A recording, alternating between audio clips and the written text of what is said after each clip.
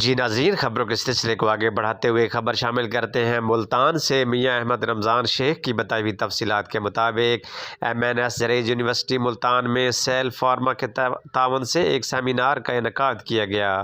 اس میں سیمور فارما کے NSM شیخ سعید صاحب، dean faculty of veterinary sciences professor doctor Asif Raza, subject expert doctor retired doctor Rab Nawaz کوثر اور doctor Muhammad Mohsin اور LAD فائنل سیمسٹر کے طلباء نے شرکت کی۔